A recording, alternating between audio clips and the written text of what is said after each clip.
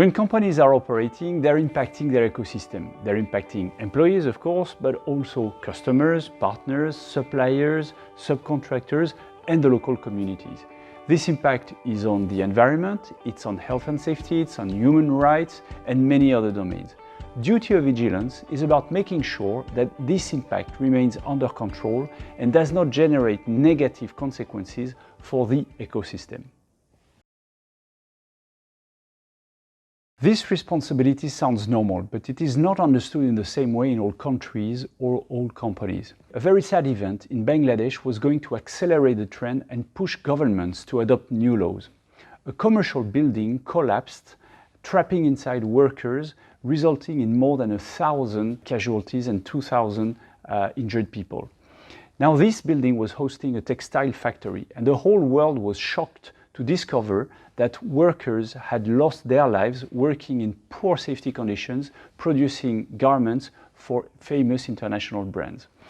As a result, several governments passed laws that were extending the responsibility of multinational companies, not only to themselves, but also to their contractors, subcontractors, whatever the territory, whatever the country they were working in.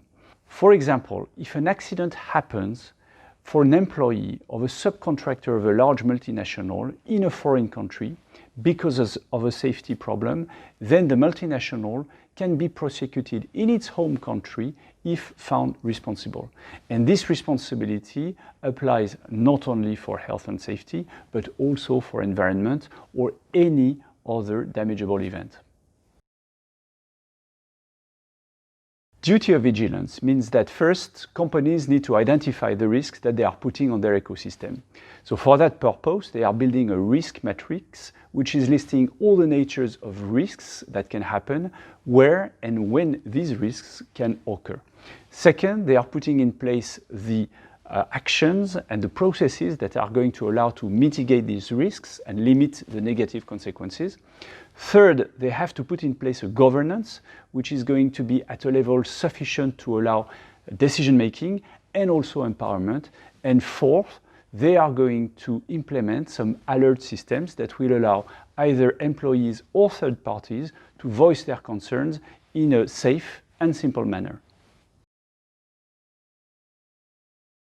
At Schneider, we are taking responsibility and duty of vigilance very seriously.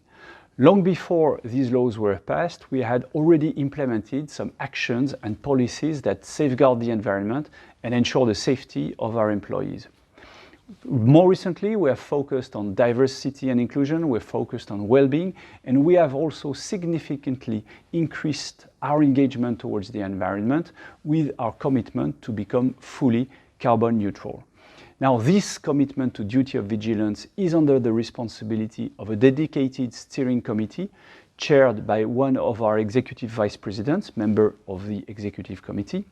And this commitment towards duty of vigilance is also reinforced by our alert systems, red line for employees, green line for third parties, that allow employees or third parties to voice their concern and raise alerts in a safe way. Our frame of mind is to take responsibility and duty of vigilance as a subject of continuous improvement. Being a top ethical company is a mix between high standards and ambition and everyday work to improve ourselves, not only in our perimeter, but also embarking our network of suppliers, subcontractors, and also the local communities. This is how we at Schneider want to have a positive net impact on our planet and our society.